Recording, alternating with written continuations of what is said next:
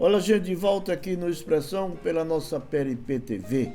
A partir de agora nós vamos mostrar vários depoimentos de queridos amigos e companheiros que tiveram, como eu falei, o privilégio de conviver com a senhora cultura Ilma Fontes. Ilma viveu além do seu tempo. E eu falo de Ilma como uma cineasta, Ilma como roteirista, Ilma como diretora de teatro, Ilma como dramaturga, Ilma como poeta, Ilma como jornalista, Ilma como produtora. Ilma foi tudo isso e muito mais.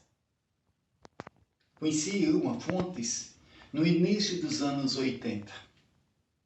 Ilma já vinha produzindo muita coisa.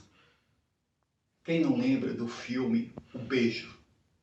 Quem não lembra são aquelas pessoas que não viveram a década de 1980. Um filme Super 8, de 8 minutos mais ou menos, que causou um impacto gigantesco na sociedade sergipana. Não só aqui, mas fora daqui também.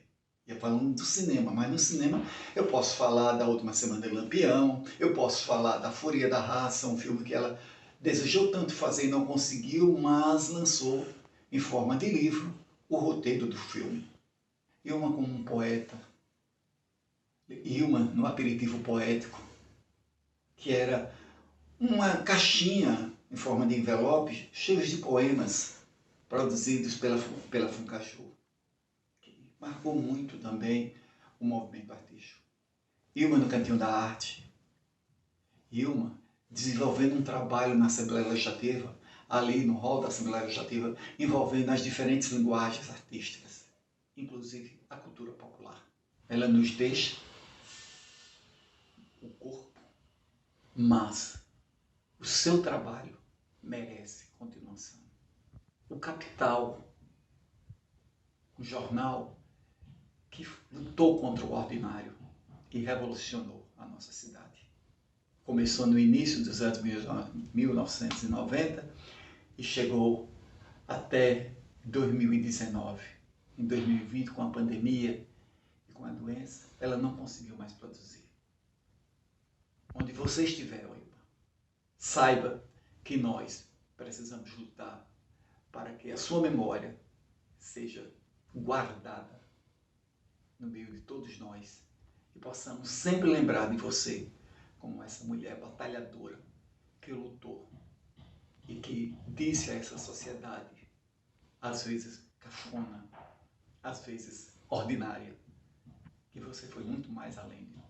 Considero Ilma Fontes como a maior referência da nossa cultura, especialmente no aspecto da independência, no pensamento e na ação cultural mais importante para mim, né, do século, porque ser mulher, ter as escolhas que ela fez e viver de cultura numa terra como Sergipe, ela merece ser considerada a agente cultural do século, por toda a importância do seu trabalho, por tudo que ela fez, não apenas pela obra dela, mas pela obra do coletivo. Eu digo que um artista, uma representação cultural se eleva quando sai do seu umbigo e pensa também naqueles que fazem parte da sua trajetória, ou que estão lado a lado, né, com as suas ações e de alguma forma contribui com o trabalho de outras pessoas. E Ilma fez isso muito bem. A parte interessante da missão da Ilma é que ela não se limitou em interagir apenas com a sua geração, né? Porque uma parte da geração de Ilma, de uma certa forma, mesmo de forma consciente ou não, tentava impor algumas regras, né, para as novas gerações e artistas que chegavam. E a gente percebia isso de uma forma muito sutil, mas muito presente. Eu digo sempre assim que alguns modelos de ditadura, ela não está só na política partidária ou administrativa, está em comportamento, sim, de pessoas.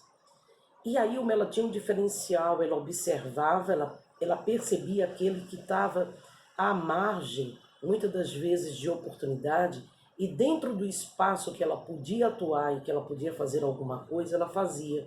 Mas também jamais deixou de opinar, né? Coisas que ela discordava, ela falava, ela assumia posições. Numa terra como Sergipe, quem assume posições paga preço, né? Porque as pessoas querem muito que a gente viva na cerca ou viva no muro. Quanto mais calados, quanto mais coniventes, né, mais eles gostam da gente. É uma coisa impressionante. Talvez por isso, Ilma teve que caminhar durante sua trajetória, convivendo com todos, mas tão solitariamente. Ela partiu com uma serenidade, com uma consciência de que seu fim estava chegando de uma forma que só uma mulher, com a sabedoria dela, poderia fazê-lo.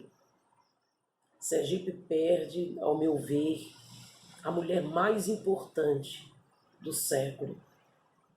Eu falo no aspecto da cultura.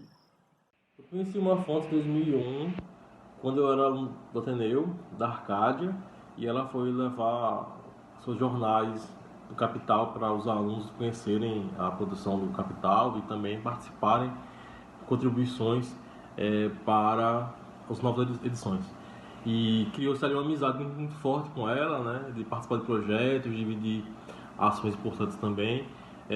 Depois fomos participar da Casa do Poeta Brasileiro aqui em Aracaju, fundou a Casa do Poeta, eu era secretário dela, e fizemos vários projetos também na Casa do Poeta, organizando encontros com estudantes, escritores e autores para falar sobre suas obras e falar sobre o Sergipe também, né, sobre a dimensão cultural que tem o Sergipe, né. Há pouco tempo nós estávamos juntos na Academia de Aracaju, na Academia de Letras, que ela foi fundadora também, e sempre uma pessoa ativa e participativa, contribuindo com várias questões de debater projetos e ideias, e publicações e eventos, né. E era uma provocadora.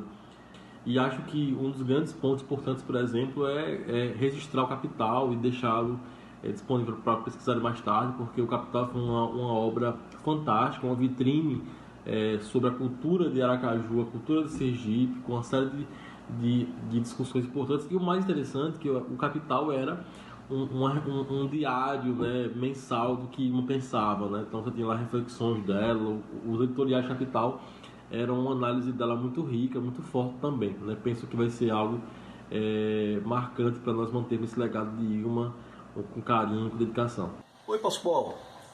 Lembra quando em 2017 nós fizemos uma pesquisa sobre Valdemar Lima, o cineasta Valdemar Lima, diretor de fotografia do filme Deus e o Diabo na Terra do Sol, de Glauber Rocha, né? Sergipano que se destacou na cinematografia nacional. Nós fizemos uma pesquisa sobre Valdemar quando estávamos trabalhando para o Tribunal de Contas na gestão de Cláudio Barbosa. Você acabou produzindo um belo documentário sobre ele e eu organizei esse livro aqui, Valdemar Lima, Uma Câmara e uma Ideia de Luz, que tem um pouco da biografia dele, né, que nós fizemos. E naquele ano, justamente fazendo a pesquisa, eu estive uma noite com Ilma Fontes. Ilma Fontes trabalhou com Valdemar aqui na prefeitura de Aracaju. Quando Valdemar retornou para Aracaju, ele ficou aqui por um breve período de tempo, e trabalharam juntos na prefeitura de Aracaju, na gestão de Jacques Barreto, e Lânia Duarte era secretária de Cultura da prefeitura e os convidou. Então ela, numa noite eu conversando com ela, na casa dela, ela aí fez esse depoimento, que eu até gostaria de ler, é curto, que está aqui no livro sobre Valdemar Lima. Disse Ilma Fontes: Lânia fez uma gestão profícua e convidou uma equipe de primeira. Muita gente boa para olhar nos olhos da cultura sergipana. Trouxe Valdemar para o departamento de memória. Ele se mostrava uma pessoa muito bem-humorada, muito jovial, estava sempre disposto a fazer alguma coisa. Mas Valdemar não conseguiu fazer nenhum filme aqui. Cinema em Sergipe era e ainda é uma coisa muito difícil. Passada a febre do Super 8, não se fez muita coisa, porque cinema é toda uma tecnologia mais complicada e diferenciada. ela dizia, né? E depois ela completou: conversávamos muito e eu tinha a pretensão de escrever uma reconstituição histórica da conquista de Sergipe. Estava trabalhando nesse momento nisso e escrevi em 1987 A Fúria da Raça. Cheguei a dedicar um livro a ele e ele se interessou demais, se emocionou e estaria comigo na equipe de produção, garantindo que viria filmar. Quer dizer, ele iria fazer o filme com ela, um filme que ela não conseguiu realizar, né? A Fúria da Raça, cujo roteiro depois saiu no livro que ela publicou. Ele ainda perambulou um pouco pelas agências de publicidade, chegou a fazer alguma coisa no campo publicitário, mas não se segurou, porque ele achava ainda tacanha a mentalidade dos diretores de agências de Aracaju. E aí Valdemar foi embora. Nessa noite, bati um longo papo com Ilma na casa dela e no final ela me presenteou com esse livro, que foi o último livro que ela publicou, esse catálogo de arte de Álvaro Santos, editado pela Associação Sergipana de Imprensa. Ela fez essa dedicatória muito bonita para mim, para Marcos Cardoso, um trabalho de resgate deste grande pintor, poeta, Álvaro Santos, Nós que Somos da Memória. E uma fonte, 22 de junho de 2017. É isso. E aí conversamos sobre amenidades, sobre a angústia dela com relação à arte, à cultura local e tal. Mas o que mais me guardou daquela noite, daquele papo com Ilma Fontes, que foi, na verdade, a última vez que nós nos encontramos, foi o quanto ela tinha de humanidade, né? Até conversando com colegas, alguns disseram assim: Ilma me ajudou muito. E de fato, Ilma era uma pessoa muito generosa e muito humana. A perda de Ilma Fontes só aprofunda uma pobreza que nos acomete nos últimos anos. Eu até hoje não me conformo com o silêncio que pairou após a perda de Luiz Antônio Barreto, o mais importante pensador cultural sergipano dessa contemporaneidade. Foi embora, levou consigo um tesouro e aí vem o mais grave, não foi substituído por ninguém. Alguém, como dizia o bruto Fernando Sávio, digno de, quem sabe, desatar-lhes as sandálias. Esse é o nosso mal-estar da cultura, o nosso drama particular, quando agora perdemos Ilma.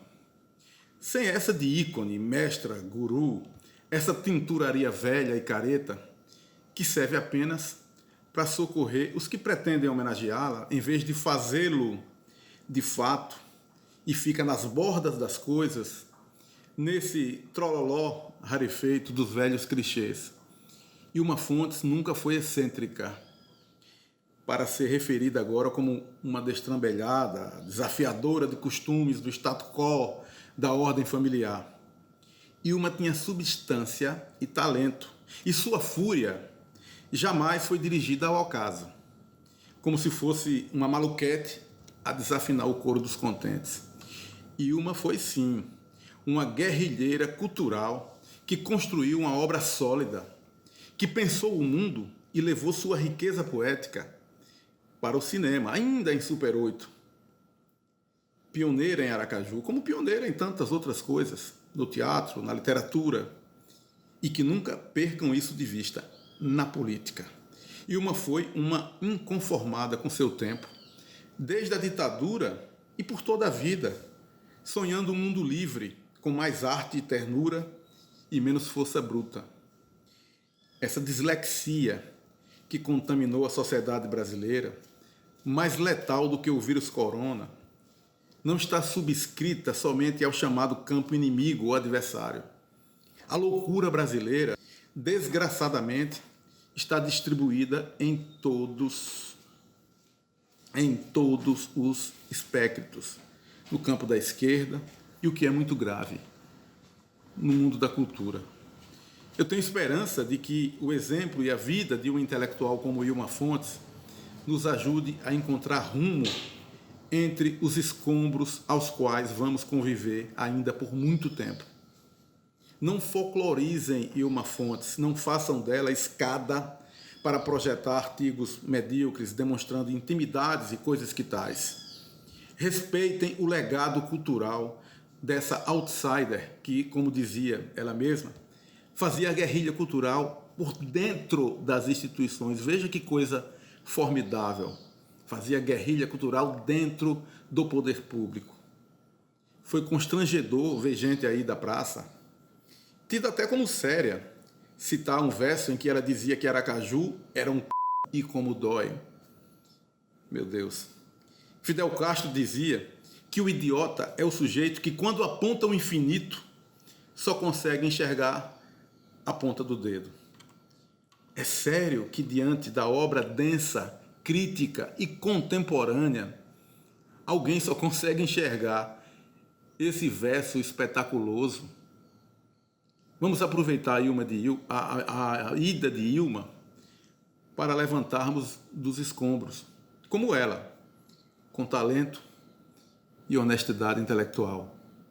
Ilma Fontes, médica, artista, poeta, escritora, enfim, um resumo de inteligência racional e inteligência emocional muito intensos. Viveu plenamente, muito fortemente a sua identidade, o seu jeito de ser mulher, independente, de luta e sem perder a docilidade, mesmo fazendo a defesa enfática das ideias e dos projetos que defendia. Tive o prazer de tê-la como curadora quando fui primeira secretária da Assembleia. Dirigia a parte de arte e cultura da Assembleia Legislativa. Cada detalhe, cada preocupação, a cada mês, com aquela exposição que estava assim, ali sendo colocada, ali sendo posta, dos mais variados artistas sergipanos. Nos aproximamos mais na convivência nesse período. Quer dizer, que intensidade, que jeito forte de ser, que sensibilidade, e com essa mesma característica, com esse próprio carisma que lhe era peculiar, possa ela chegar à vida espiritual e ser acolhida intensamente pelos mentores da espiritualidade, por Deus, por suas falanges amigas, que possa torná-la uma referência ainda de lá, do céu para a terra, de exemplo, de dedicação, de segmento, de orientação, de seta para inspirar homens e mulheres aqui no nosso planeta. Amigos que trazem ela no coração, trazem ela no peito e fica sempre a lembrança. Vá em paz, Ilma Fontes. Bom, gente, depois desses depoimentos, nós vamos mostrar agora imagens de uma das curadorias mais importantes que a Ilma realizou. Foi a curadoria do Espaço Cultural de Genal Queiroz, lá na Assembleia Legislativa. Lembrando que sexta-feira a gente está de volta, 8 da noite. Reprise no sábado, meio-dia. Cultura é o que a gente faz. A abertura das exposições de 2012 no Espaço Cultural da Assembleia Legislativa contou com a presença de 5 expressões das artes, em especial de artistas aracajuanas, em comemoração ao Mês da Mulher. Então, a gente está abrindo a programação 2012 com essa programação especial e especialmente dedicada à mulher, tanto assim que dos 5 elementos convidados, 3 são mulheres, né?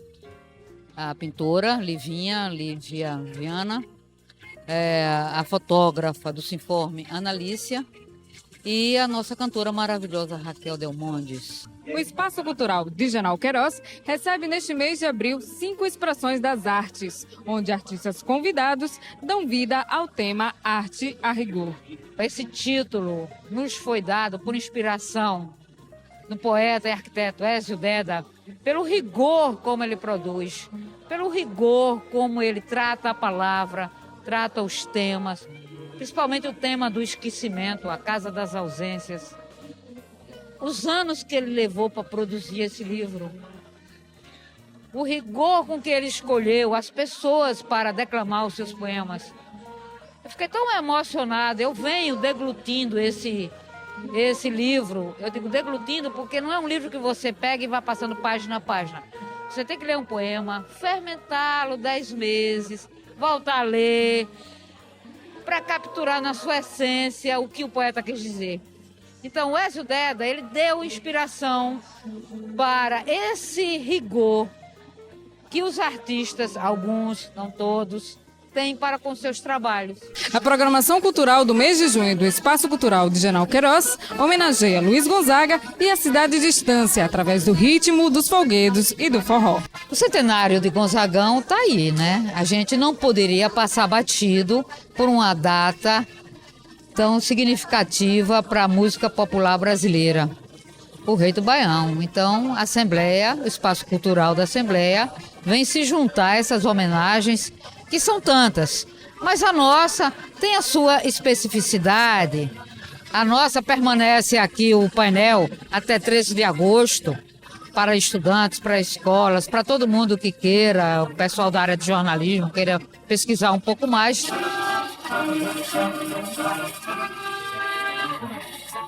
A temporada de exposições do segundo semestre de 2012 do Espaço Cultural de General Queiroz reabre em grande estilo e traz o que há de mais autêntico da expressão sergipana da arte e a fé na cultura. Agosto puxa folclore. Todos os anos, nesses 10 anos em que eu estou fazendo aqui a curadoria, eu tenho trazido expressões do folclore sergipano, nordestino.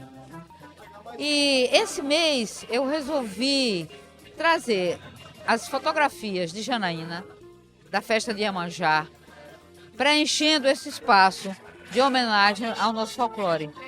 Porque realmente Janaína tem uma poética no olhar que ela reconta a festa de Iemanjá do começo ao fim. Está aqui no nosso painel fotográfico e que puxou inclusive o mote do salão, que é a arte e a fé na cultura. Sergipe é tão rico em artistas que a gente pode ficar 10 anos, todos os meses, trazendo 5 expressões de arte e não repetir. Porque, como o meu projeto, Excelência das Artes em Sergipe, é biografar ou registrar quem está produzindo o quê no umbral do terceiro milênio, então a gente traz a cada mês novos nomes nessas 5 expressões de arte.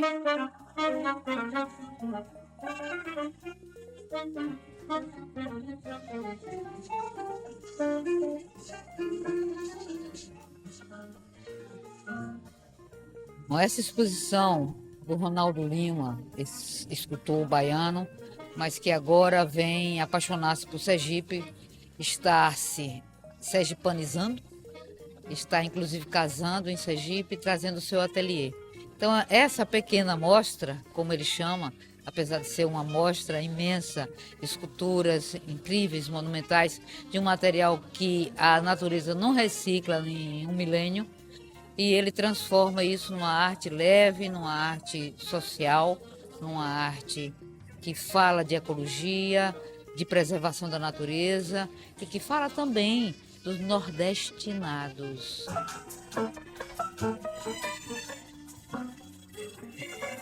Você viu que ideia boa? Fazer o balcão literário. Então hoje, excepcionalmente, o balcão de recepção da Assembleia se torna um espaço altamente cultural, com 6 autores sergipanos autografando seus livros, alguns em lançamento, como Na Rua de Sucupira, que está sendo lançado hoje, como O Ser Progressivo, de Erivan Gonçalves, que está sendo lançado hoje, e outros como Soneto, de Wagner Ribeiro, lançamento hoje. Quer dizer, é um luxo para a gente ser a plataforma de lançamento desses autores e nesse balaio natalino, né?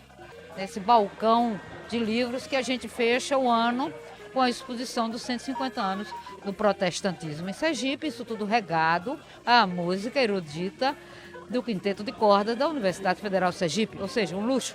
E uma Pontes acaba de lançar o Prolivro. É isso aí, é uma ideia que surgiu. Espero que ela crie corpo, porque eu sozinha não vou poder levar avante. Mas se a gente puder formar comissões, coisa e tal, que possa, cada deputado adota um livro por ano, no final do ano nós teremos 24 livros lançados, né? Isso não vai pesar, mas vai movimentar muito o mercado editorial.